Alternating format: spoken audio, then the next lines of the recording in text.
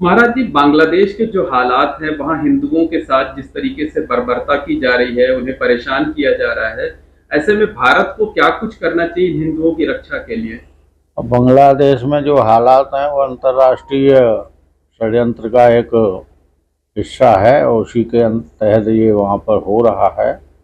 और जमात इस्लामी ने कल स्वयं स्वीकार किया है कि हिंदुओं पर हमला हमने कराए हैं।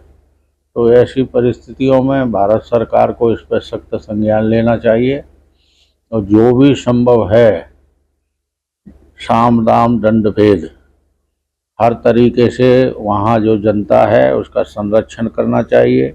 हिंदुओं के साथ भी हो रहा है। अब होटल में जला दिए लोग, तो वो कोई उसमें कौन थे, वो सारे जो है वो तो जानकारी जो है ज़्यादातर मुसलमान ही थे। उसमें एक एक्टर को मार दिया, कितने उसके परिवार को ख़त्म कर दिया, कितने नेता वहाँ मारे जा रहे हैं और हिंदुओं पर भी हमले हो रहे हैं, मंदिरों पर हमले हो रहे हैं। तो एक जिसको कहते हैं ना कि जंगल राज वाली स्थिति वहाँ पर है। और ऐसी स्थिति से जनता को निकालना स्वाभाविक है। भारत बड़ा राष्ट्र है, इसकी ज़्यादा जिम्मेदारी है और अपने आसपास में जो हो रहा है उस पर पूरा ध्यान रख करके और जो भी वहाँ पर हिंदू प्रताड़ित किए जा रहे हैं उनके संरक्षण के लिए सरकार को जो भी संभव कदम है वो जरूर उठाने चाहिए। महाराज जी, और अगर वहाँ हालात नहीं सुधरते हैं तो क्या वहाँ पर जो हिंदू रह रहे हैं उनको भारत में शरण दे देनी चाहिए? क्योंकि बहुत बड़ी संख्या में यहाँ पर रोहिंग्या रहते हैं।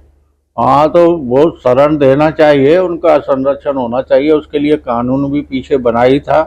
बांग्लादेश से, लंका से या पाकिस्तान से, अफगानिस्तान से जो हिंदू आएंगे उनको यहाँ नागरिकता दी जाएगी।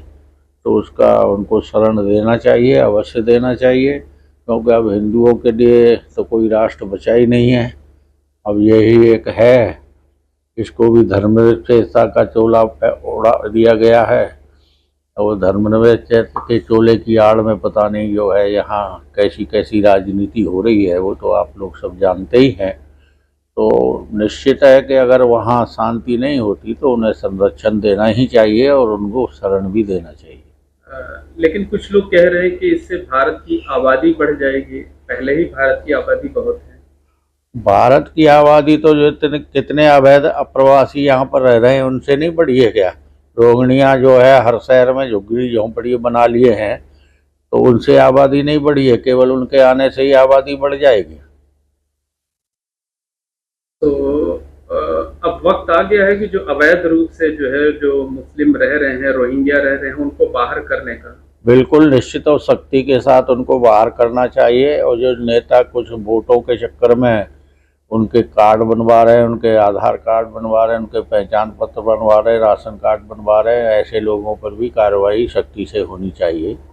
महाराज जी, जो संत महात्मा हैं वो बांग्लादेश के हालात से जो है